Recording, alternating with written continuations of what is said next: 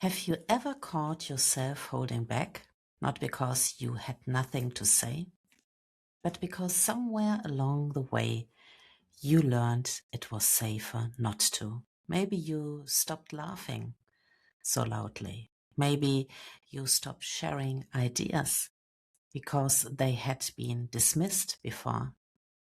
And maybe you stopped getting excited about the things you loved because someone made you feel like they weren't important. It rarely happens overnight. It happens quietly, one moment at a time, one comment, one disappointment, one experience that makes us think maybe it's better if I make myself a little smaller.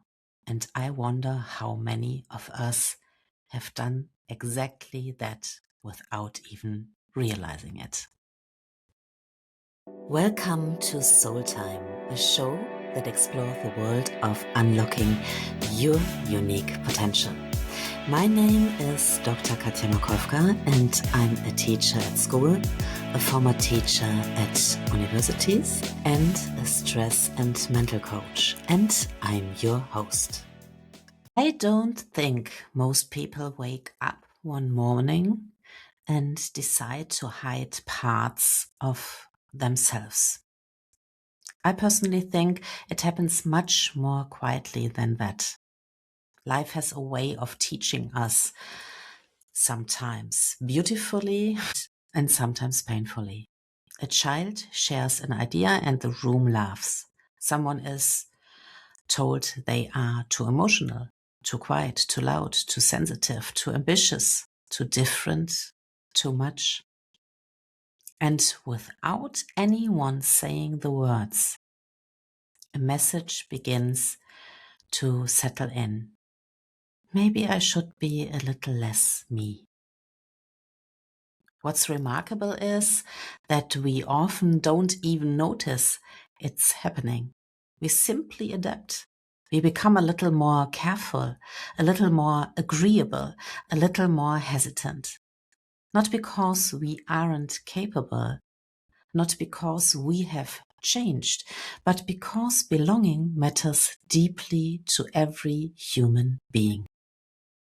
And I think that's something we don't talk about enough. We all want to feel accepted. We all want to feel that we can walk into a room without wondering whether we are too much or not enough. And maybe that's why so many of us become experts at reading the room. We notice what gets approval, what gets ignored, what makes people uncomfortable. And slowly, almost without thinking, we begin editing ourselves. Not all at once, just little by little. And maybe we stop asking questions because we don't want to sound foolish. Maybe we stop talking about the things that light us up because no one else seems interested. And maybe we apologize before we have even spoken. Maybe we smile and say, I'm fine, because it feels easier than explaining how we are really doing. The strange thing is that these small moments don't usually feel significant. But over time, they can create quite a distance between who we are and who the world gets to see. And then something beautiful happens. Almost unexpectedly, we meet someone who makes us forget to edit ourselves. Have you ever experienced that? Someone around whom you don't have to think so much. You don't rehearse your sentence. You don't wonder if you are saying the right thing. You don't feel like you have to earn your place. You simply feel comfortable, accepted, safe, and without even noticing it, you laugh a little louder. You become curious again. You share your ideas. You tell stories that you haven't told in years. And you feel lighter. Not because you have become someone new, but because you have quietly returned to someone you have always been. And I love that thought because maybe we don't spend our lives trying to become someone else. Maybe we are simply trying to find the people who make it feel safe to be ourselves. When I think back over my own life, I can picture those people. They probably don't even realize what they gave me. It wasn't a perfect answer. It wasn't a life-changing speech. It was something much quieter. They listened without rushing me. They celebrated my excitement instead of rolling their eyes. They made space for my questions. They didn't make me feel like I had to prove my worth before I belonged. And looking back, I realize those moments mattered far more than I understood at the time because they reminded me that being accepted doesn't require pretending.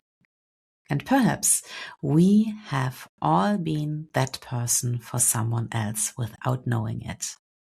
Maybe someone remembers how interested you were in what they had to say. Maybe they remembered that you didn't interrupt, that you noticed when they were unusually quiet, that you believed in an idea they almost kept to themselves. We often underestimate the gift of making another person feel comfortable enough to simply be who they are. It's one of the greatest gifts we can offer, not because we are changing them, but we are giving them permission to stop changing themselves. And as always, this brings me back to children. Children arrive in the world with an incredible sense of curiosity. They ask questions, they laugh freely, they dance without wondering who's watching. They become completely absorbed in the things they love. And then slowly they begin paying attention to how the world responds.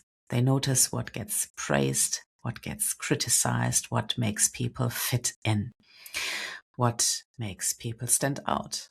They are learning every single day what it means to belong. That's why the adults around them matter so much. Parents, teachers, grandparents, coaches, neighbors, friends. Every one of us has the opportunity to create spaces where children and adults feel they don't have to shrink to be accepted, where differences aren't merely tolerated but genuinely welcomed, where excitement isn't embarrassing, where kindness isn't mistaken for weakness, where people don't have to earn their place by becoming less of themselves. Imagine how many lives could be different if more people experienced that specific feeling. Imagine growing up believing I don't have to hide who I am to belong here.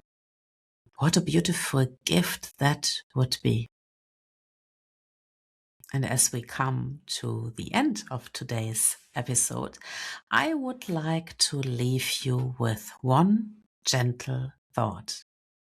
Maybe the goal isn't to become louder or more confident or more impressive.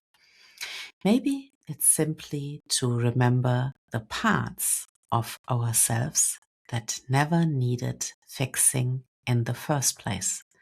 the parts that laughed easily, the parts that were curious, the parts that dreamed without embarrassment, and the parts that laughed wholeheartedly.